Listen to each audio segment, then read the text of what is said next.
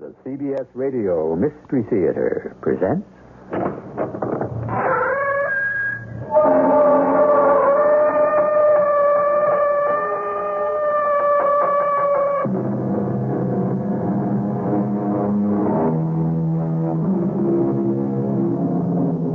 Come in. Welcome. I'm E.G. Marshall. Of all the 7 deadly sins, it seems to me that the one most of us are most prone to is greed. A large portion of mankind can live and die without being seriously concerned with gluttony, lust, pride, or laziness. Fewer of us, sadly too few, I suppose, can escape anger and envy. But the 7th and last. Put enough temptation in a man's way, and this is the sort of thing that's liable to happen. You want it laid out, Kurt? You're either in or out. But either way, all the way. Dead or alive, Kurt? Money, is that important to you both? This is... I hope we know what we are doing.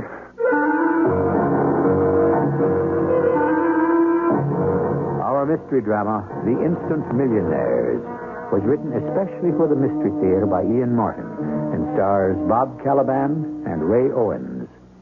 It is sponsored in part by True Value Hardware Stores and Buick Motor Division. I'll be back shortly with Act One.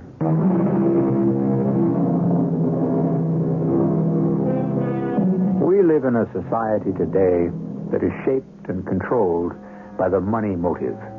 So it's not too surprising that the most deep-rooted of American dreams is to become a millionaire.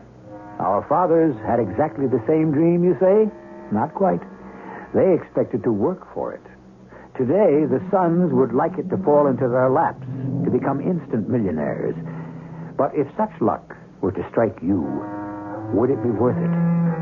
Let's examine 3 actual instant millionaires. Look out, Mick! What? Cut the tongue! Look out! Oh. Holy mother. I'd like to get my hands around the throat of the character who stacked those trunks. They're all the same, Mick, the hell today. Don't give a hoot. You and me could have been killed. Well, you're not. One day, I'm going to give all this up and go back to my own business. Oh, what's that? A baker. I was a baker. My Emma, too. She still makes the best strudel this side of heaven. So why don't you? Money, my friend. It takes a lot of money to start even a small business. Yeah, you're telling me. But what happened to you in the last one? That was in 1941. You owned a business then? Oh, no. I worked for Emma's father in Vienna. I was very young. And I still smell the bread and the rolls of the early morning. Why'd you quit? There was a war, my friend. And the yellow band I wore about my arm. And some years in the camps and too many others locked behind the Berlin Wall until I got to the States at last. Oh, I don't like to remember. So, I am lucky to have a job here as a loader at Martin's warehouse. And I should not complain. After we almost got our necks broke by this pile of crummy old trunks left here in storage that nobody wants? I'm still glad for this job. It is good for a man to work. Yeah, you sound like my father. Me, I'd take the easy life if there was any way to grab it. The trouble with the easy life is, in order to have it, you must work like the devil first. I don't know. Yeah, do you know some other way? Yeah. How? It ain't your speed. I don't know. Why don't you try me? I don't try you. I gotta try the wheel or the little spotted mice. The what? Roulette, dice. You see, I got them both figured. It's like a matter of mathematics. You couldn't lose. You're talking about gambling. The way I play it, buddy, it's a sure thing. So what are you doing? Hauling furniture, appliances, old trunks, whatever people put in storage, just like me? Well, what are you doing it for? Well, so someday I can open my own business. Figure you'll ever make it? I don't know. Sometimes I wonder. But I have some good years left still. But what about you? A young man. Yeah, sure. 43 and over the hill. No wife, no nothing. Not even enough of a stake to play my systems. So, where's all this getting us, huh? We want to make a buck, we better get moving. What are we raking all through this old junk for anyway? Mr. Cutcho gave me this order to get some of these old trunks out to take to settlers. The auction house, huh? Mm-hmm. Yeah, so let's get moving. What do we got here? Well, let's see. 3 wardrobe trunks, 14 assorted suitcases, 7 cartons books, plus 1 trunk. What do you mean, 1 trunk? 1 trunk of books. Who puts books in a trunk? Don't ask me silly questions. A man who values books could put them in a trunk. Why? Well, it's safer than a carton, no? Who knows? If you trust the mover, accidents happen like this. What? Well, when we toppled over the pile of junk, you know. This trunk here. Either it wasn't locked or it sprung. Oh, wait a minute. What's the tag on it? MA543, what? Let me see. Yeah. 543-61-43. Oh. What? Oh, we really did spring the lock on it. Let me see if I can get that back home. Oh, what's the difference? Leave it. You can't. These people leave their things to be undisturbed. So there's an accident. Sue us. That is the trouble. They could sue. Who could sue who? What's the trouble here? No trouble, Mr. Cascio. The trouble, Mr. Caccio, is that this bin is overstacked. Too many things. Yeah, that's the whole trouble with this warehouse. Too many things. That's why we got to clean out. What happened here? Well, we opened the door to the bin, and before we could do anything, it all came tumbling out. Well, who's going to worry? This is all dead storage. This 1 trunk here got kind of forced open. Somebody might make a claim, I guess, on that. For what? What's supposed to be in it? Huh? Search me. The invoice says miscellaneous books. Books? What kind of books? They don't say. Listen, these trunks and cartons and all, you see, they're being auctioned off closed, as is. The only chance the company has to get back even part of what's owed. So, let's have a look at the book. Now, wait a minute. Suppose you do find some that may be worth money. Then what? We hook them. That's what. You mean steal them? Now, Kurt, we don't call it that around here. We just collect a little contribution. Who's to know? The trunk's unclaimed, and we fix it up again so it's locked. But that's dishonest. Like Mick says, who's to know? Let's have a look, huh? Can you get it up, Mick? Yeah, trust me. There ain't a lock old Mick can't coax. And this one's a piece of cake. It's half there. There. Now for the half.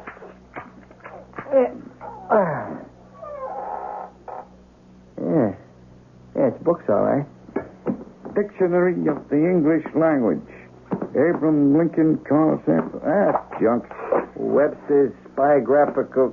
We're wasting our time. Good Yeah, but they ain't worth anything. Come on, let's put them back in it. What is it, Good? Hey, what'd you find in there? A girly Maggie. Holy say, Hey, what is it? What's the matter with you? Madre de Dio. It's money. in stacks. Let's get the rest out of the way. No, hold on a minute. What? Let me close the outside door. Oh.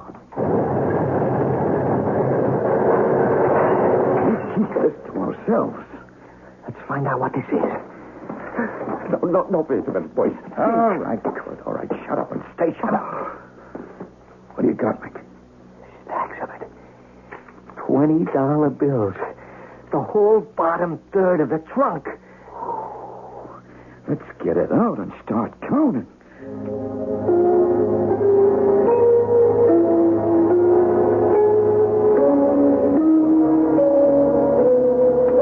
$3 million. $3 million. Are you sure? 1,500 packages of $120 bills.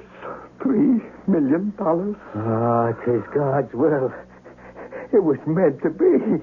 You mean to steal this? It's the chance of a lifetime. Found money. Money nobody knows about. There for the taking. What I could do with $1 million. What any of us could.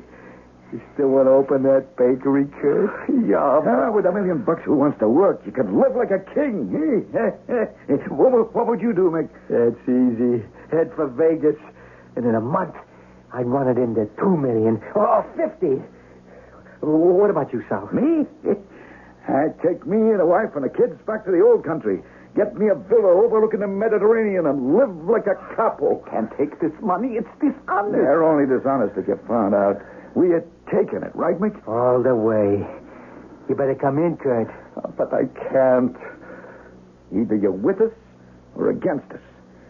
This has to be between us three. Then split it between you and leave me out. To blow the whistle on us? If you felt like it? No way. Oh, you can threaten me all you want. But how can you force me? That could be an accident, Kurt. We almost had one as it was. Too bad about old Kurt Wiener. We opened the bin, and this heavy trunk full of books fell on him and crushed him to death. You wouldn't dare. For $3 million, old man, you'd be surprised what anyone would dare. Go it, Mick, no one's doing me out of this chance. Mick? You heard the man. I'm with him. Oh, I thought you was my friend. We're $1 million green ones, or it's fake. Friendship has to sit back in second place. Oh, name of God, man, it's a miracle for you, too.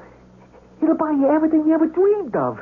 Think of what it would mean to Emma. Yeah, but how can we get away with it? I mean, this has to be someone's money. Wait a minute, correction. It was someone's money. Why can't it still be? Use your head, Kurt. Why would anyone leave $3 million in dead storage for 20 years unless he wasn't around to claim it? But how could we get it out away from the warehouse I've been without thinking about that. Now listen to me. Look at all these suitcases. Some of them empty. As dispatcher, I can easily wipe out 3 of them on the records. And any one of them is big enough to carry our share. But, how do we sneak them out? We don't. Everything goes on a truck by bills of lading, right? Except I arrange it so there's no record of these 3 suitcases. I'm the dispatcher, and I make sure the truck that handles all this is loaded and driven by you 2. On the way to Sedler's auction rooms, we make 3 quiet drop-offs. Each of our suitcases. Yeah, but maybe somebody could question afterwards. If you're as smart as I mean to be, you won't be around here for anyone to ask questions. Oh, but money had to come from somewhere. Never mind that. We concentrate on where it's going to. Wherever it came from, nobody seems to know about anymore but us.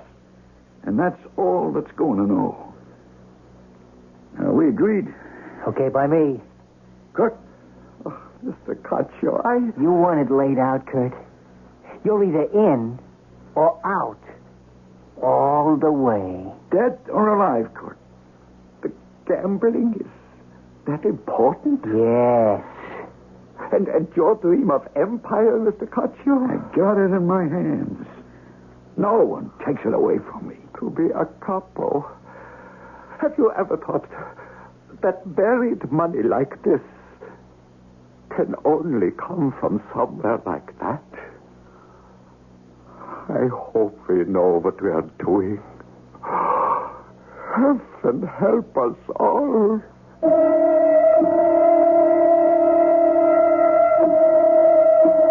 3 instant millionaires in cash. No complications. Except, where did it come from? This money buried for 20 years in dead storage. Will it really be worth all the dreams that Mick and Sal have for it? And will it prove to be as rewarding to Kurt, the one who had enough morality to resist the temptation but was not allowed to? And the most important question, perhaps of all, will it really remain unclaimed? I shall return with Act 2.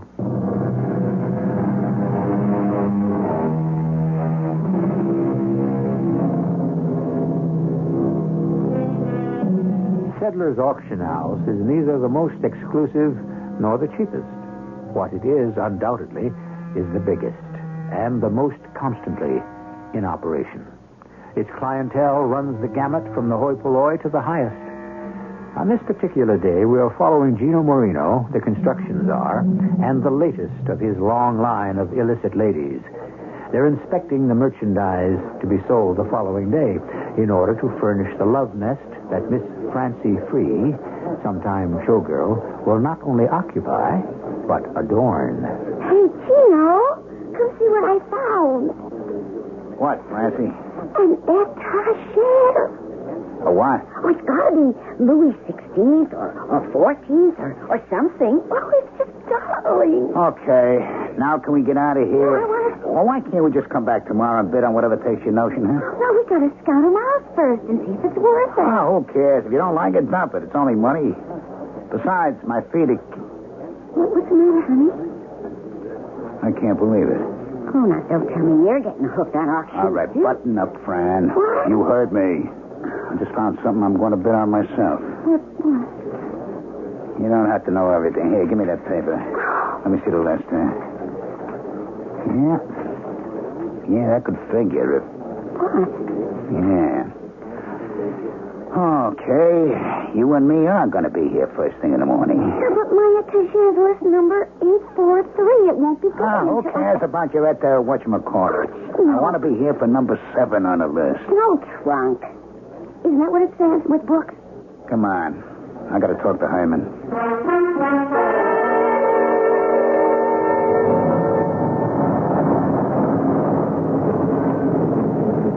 Okay. Good night, baby. Oh, aren't you coming up? Not tonight. Pick you up in the morning for the auction. You be ready now, yeah? Oh, sure, if you say so. You're not even going to see me yet? You got a door, man. I got things to say to Hyman. You're not very romantic. Not when I got things on my mind. Come on, honey, blow. I get orders. What else can I do? Where to, boss? Home, Hyman. It's an early night. I have to be up in the morning, bright and fresh. You can't imagine how important it could be. All right, let's move.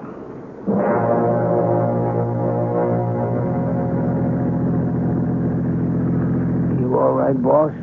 Why not? You don't that often sit in front with me. Don't I? I have my reasons. You've been my driver some pretty long time, huh, Hyman? Yes, sir. You know what kind of business we're in? You never quite laid it out that way before. So I'm laying it out that way now. Yes, sir. You're old enough to remember the operation as it went while there was still Cuba? Maybe I look younger than I am. I remember that than a long time before. You remember Skim Ziegler? Yeah. He was head dealer at the casino in Havana. Yeah. What happened to him? Well, what I heard, he owed the association a cool $3 million. When Cuba folded and Castro took over, we had to cut out. He was the bag man. But he got totaled. That was my job. Those days I was a soldier like you. We wiped him out because he stole the $3 million and buried it somewhere. Nobody ever dug it up? Not till now. Huh? I think I know where it is. Nobody but me knew just how Skim brought the money out. I know because I helped him pack his trunk. His trunk? He was a funny guy, you know. Into books, like he was a professor or something. His library was really something. When the association had to clear out, he had cases and cases and trunks of books he was moving. That's how it figured to be the best way to smuggle the cash. Only somehow he managed to ditch that one trunk. $3 cool million lining the bottom and the books packed over it. And you found where he ditched it? Yeah.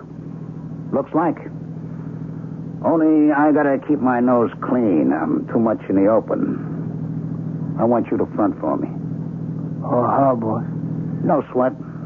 All you gotta do is buy an old trunk where I tell you and bring it home to your place. Okay. Only, don't try anything fancy. Why, that no good, dirty... He double-owed me again. Take it easy, boss. It was a good gamble. All the trunk cost was $16. I was so sure... Hey, what's the matter with me? Huh? The money was there in that trunk. I saw him pack it in. Well, It sure ain't there now, Yeah, but Skim never dunked it. I know. The trunk, okay, he managed to get rid of that, but I'll guarantee he never had a chance to grab off the cash. Somebody else did that. Who? Somebody at the storage warehouse. Some smart aleck knows the dough out, and a smart aleck I'm going to find. A long time, boss. Even the family wrote it off after 20 years. I don't think the heist was made 20 years ago. I think it was like the day before yesterday. And you and me are going to track it down. That's too much dough to be sitting in the wrong hands. You mean for the syndicate? Like you said, Heim, the family's already written it off. This is for you and me.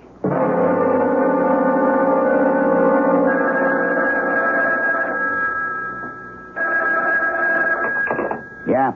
Hi, Chief. I'm here. Where? Coin booth. Okay to talk? Yeah. I think you pegged it. Here's what I've been able to dig up. About 10 days ago, right before the auction, 3 guys at Marden's warehouse suddenly up and quit. You tied them to the trunk? Well, put it this way.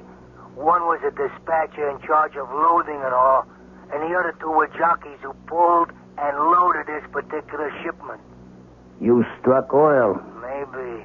Only, how do we find these guys? Didn't you get the addresses? Sure, for what they were worth. All 3 pulled up stakes. You got their names. Yeah, sure. Sal Caccio, Mick Berrigan, and Kurt Wiener. So we track them down. How? What'd we do? A la copper?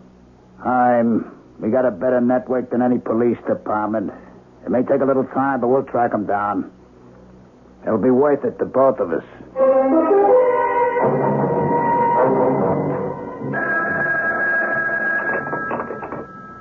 Hello? Yeah, this is Mr. Berrigan. What am I going to do about it? What can I? I know the bill hasn't been paid. You should know why as well as me. I'm clean, man. That's why. Yeah, sure. I thank you for the courtesy. But you don't have to worry. I'll be moving on. Like by tomorrow, you can count me out. I'll vacate your room. In a manner of speaking. Yeah, who is it? Room service. I didn't order anything. Hey, what is this? I'll ask the questions. Close the door, Heim. All right. Your name, Mick Berrigan? Yeah? Up until 6 months ago, you worked for Martin's warehouse? Yeah, who wants to know? Let me ask you a question. There was a trunk in the warehouse. I'll give you the number. 543-6143. Right. You know it, huh? I know it. You know what was in it? Books. I'm talking beside books. Well, you're here. I guess you could figure I know what else. Like $3 million? My big stake. The answer to a prayer. You took the money, huh? My share. $1 million. I figured to build it to twice, 3 times. Who knows? But you did get the money. You have it?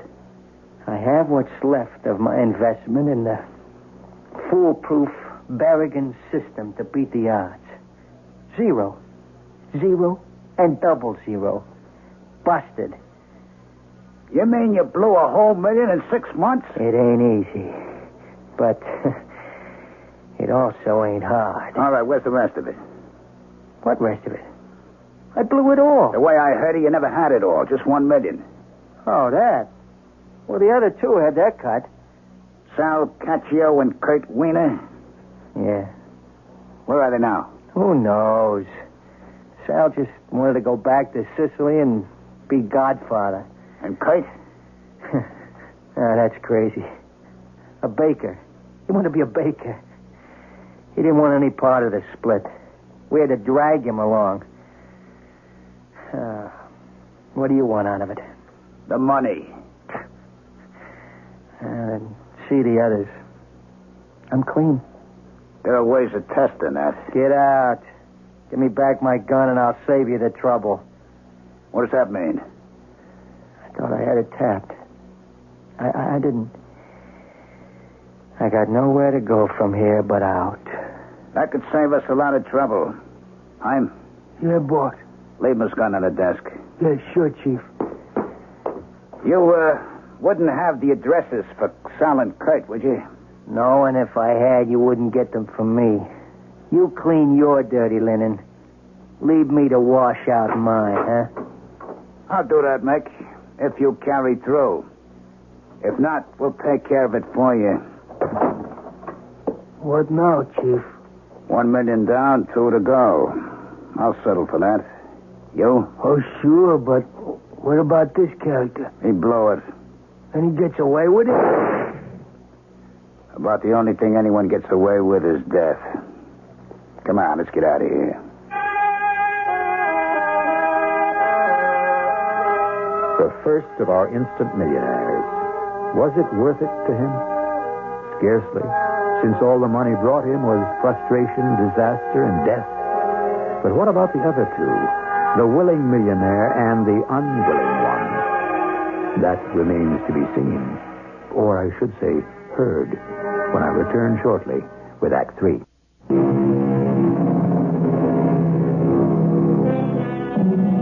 One of the most frequent misquotes in life is, money is the root of all evil. That wasn't what Timothy said at all. What he did say was that the love of money is the root of all evil. I bring this up only because it pertains to our two as yet undiscovered instant millionaires. Even with all his connections, it has taken time for Gino Marino to unearth the men who have carefully buried their past. As a matter of fact, Kurt Wiener seems to have successfully obliterated his tracks. But Sal Caccio has been found in Sicily after nearly a year's search, living on a hilltop looking north to the Tyrrhenian Sea. I'm looking for Sal Caccio. You come to the right place. Here? It's the house of God. Anyone is welcome. Will you come in? Yes, Padre. And you're soldier? What? That's what he is, isn't he? He's armed. I can see that. This is my friend, Jaime Marsilia. Good Sicilian name. He's a good friend, I hope. Well, we'll accept him as that, although here within the monastery, weapons of violence have no place. Enter. Shall we walk to the loggia to talk? We don't have too much time before Vespers. What I have to say can be said fast. Once I can talk to Sal Caccio. You're talking to him now. You? Hey, they said you were Brother Francesco. That's my name in the order. Hey, what kind of cover-up is this? It won't wash, Sal. We smoked you out. No cover-up. You have some money I want. Money doesn't belong to you. And that's all I care about. Suppose I knew that someday someone would follow it up. Well, someday is now. You and two friends of yours, Mick Berrigan and Kurt Wiener, heisted $3 cool million out of a certain truck, right? To our shame, we did. You split it 3 ways, right? Yes. I want $1 million from you, or else. I'm afraid if you want to recover any money, you'll have to go to them. I've already been to Mick Berrigan. He's dead. You want to end up the same way? You killed him? Fortunately, he saved us the trouble. Oh. He gambled it away and killed himself. How'd you know that? I didn't. I only guessed.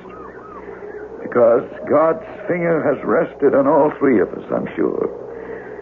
Mick and me, perhaps more surely. Oh, yeah? Why? Because Kurt never wanted to take the money. We dragged them down with us. Hey, spare me the phony baloney. And don't think the priest's robe is going to help you, phony or not. I'm not a priest. I'm a lay brother of this order. Well, whatever you are, where's the dough? Isn't the view from here magnificent? What are you trying to give me, eh? The truth. All those new buildings down the hill, the road to the monastery, all the fresh plantings, the new water system, and electric lights, and the wine press, which has been restored and modernized. You know how many people are employed now in these hills, directly or indirectly, because of all this modernization? 3,000 to 4,000 souls. Hey, what do you think I'm here in Sicily for? A lecture on the new socialism or something? Where's the money? There. Where I showed you. You You used the money for all this improvement? Forget it. Nobody who steals $1 million blows it on somebody else. Why? Why would you do all this? Just to find a place to hide, eh? No. When I took the money, it was for every selfish reason you could imagine. I wanted to come here and be the patron. Another Il Dulce. But I made one mistake. Yeah, what mistake? I sent the family on ahead. All on the same plane. I thought I was protecting them, but instead I sent them to their deaths. No, that isn't right. God took them to punish me for what I had done. What are you talking about? All my loved ones, my wife, my mother. They were all lost in that plane crash. And you know why I stayed behind. Because just for a few weeks, I wanted to live it up. Women, booze, the works. Money no object. I was out of touch with the whole world until I got back here. And when they told me what had happened, there wasn't any world for me to get back in touch with. Except this. The peace of atonement. Atonement? The money. I gave it to the church. And they took me in as a part of their family. You gave this flea-bitten, two-bit little monastery $1 million? I don't believe it. It's true. You'll never sell me that. All right, Hyman, wake him over. I couldn't do that to a priest. There's no priest. That's true. Then what are you doing with a robe and all? Mainly because it's all I got to wear. This robe and one other. A bowl, a mug, and a spoon. That's all I own. And I count them worth every penny of the $1 million they cost. Because they brought me the only peace I could hope for. This side of death. But if you want to buy me death, I welcome you. I got nothing left to live for. And everything to gain in dying.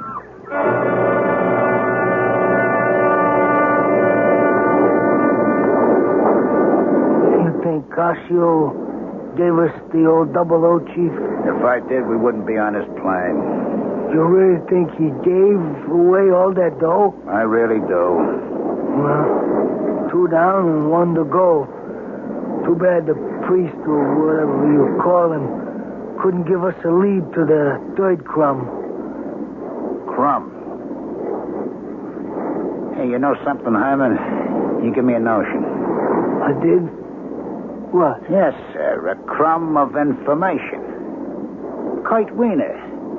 The man who wanted to be a baker? Maybe, just maybe. That's the way I can trace him.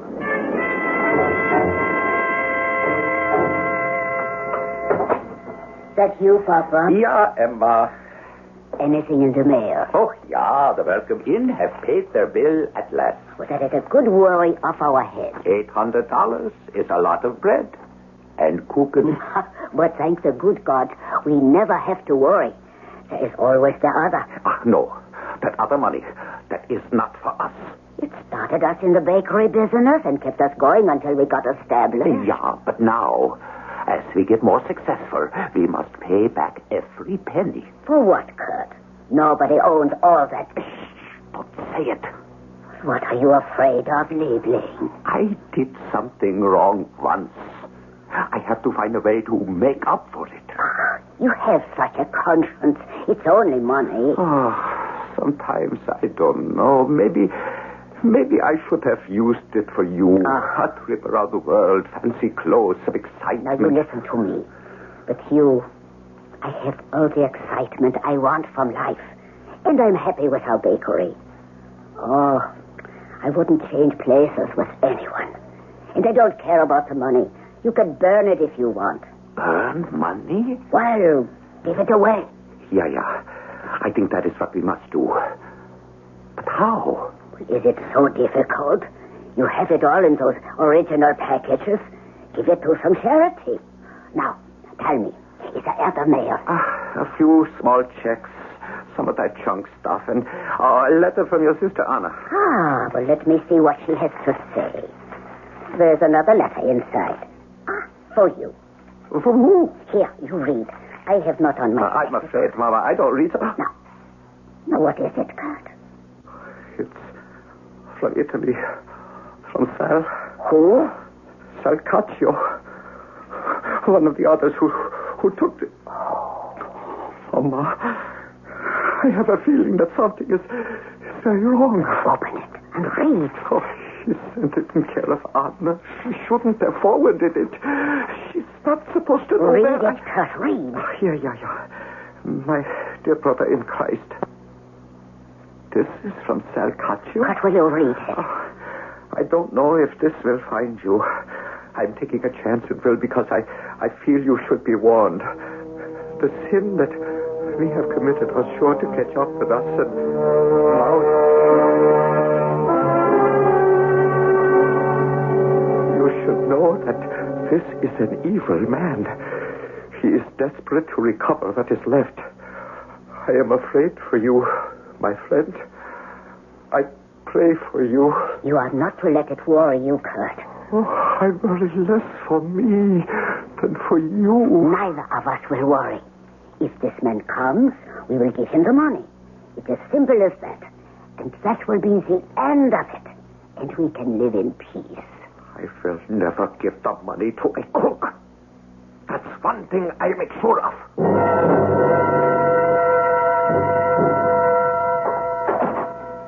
I'm home, Mama. Here I am. Goodness sake. You have been working late for a whole week. Special order. All finished now, though. Now you come along. Let's get you to bed. Did you close up tight downstairs? Yeah, don't worry. And you kept everything locked here? Yeah, but I'm waiting for Kathy to come back. There she is now. I let her in. I'll get the door. No, you sit a while. You rest. I will get her.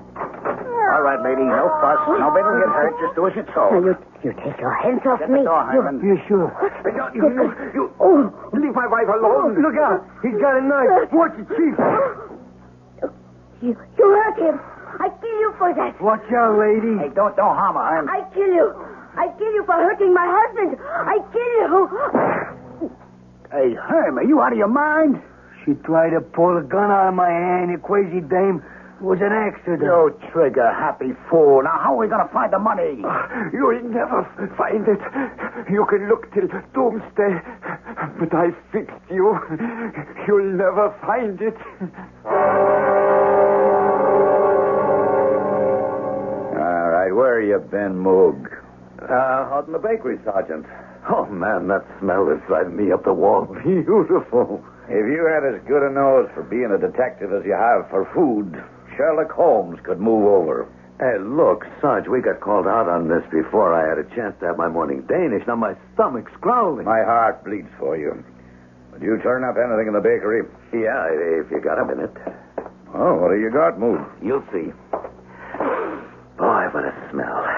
Look at these, huh, Sarge? Strudels, huh? They're still warm. He must have just taken them out of the oven when the perpetrators got in. How could anyone knock off a man who could bake something like that? I'll bet they taste as good as they smell, eh, Sarge? Hey, you don't think that, I don't think what? Well, just a taste.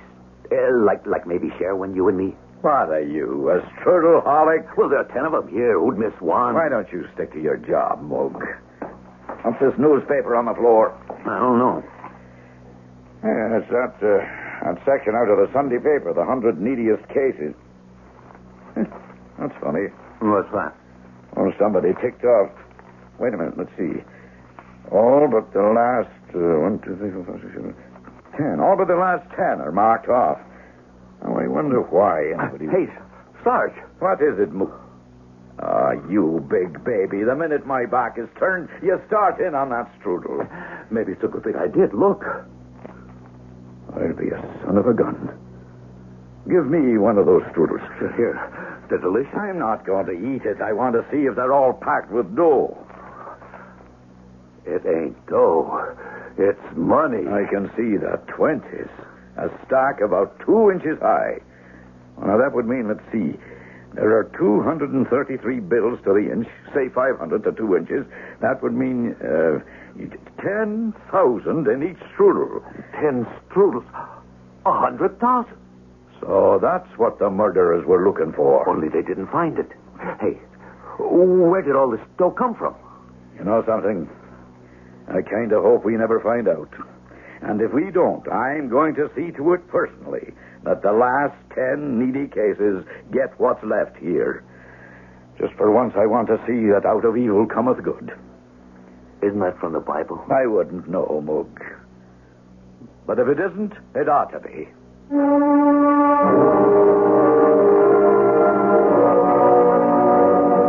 Of course, the source of the money was never found, and those who had already received it were too grateful for the gift to question it. I can't find the exact quote Mujaluski was thinking of, but perhaps he meant a line from St. Paul. Be not overcome of evil, but overcome evil with good. Let that serve as a gentle epitaph for misguided Kurt Wiener and his poor wife. I'll be back shortly. I would feel a little uncomfortable leaving this story if Gino Marino and his hatchet man got away scot-free. On that subject, a quote from Romans 6:23. The wages of sin is death. And a report from a newspaper account. The miraculous part is that on today's plane crash, all 193 aboard were saved. Only 2 passengers met their deaths. They have been identified as Herman Marsiglia and Gino Marino, both of Miami Beach, Florida. Our cast included Bob Kaliban, Ray Owens, Ian Martin, Evie Juster, and Ralph Bell. The entire production was under the direction of Hyman Brown. And now, a preview of our next tale.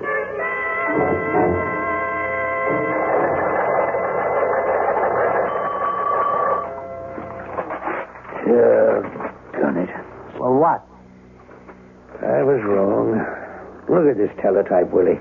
Are you going to tell me what this is all about? I was positive George Williams was that hijacker. The one who jumped with $1 million? I was so sure. It all made sense.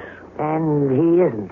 I sent a complete description on to Juno. Doesn't really tally with the hijackers. Not in any way. Age, height, coloring. Well, you tried, Sherlock. I could have told you that amnesia, it is, unfortunately, the real thing. So the big question remains. You mean? Just who is George Williams? Radio Mystery Theater was sponsored in part by Buick Motor Division and True Value Hardware Stores. This is E.G. Marshall inviting you to return to our Mystery Theater for another adventure in the macabre. Until next time, pleasant dreams.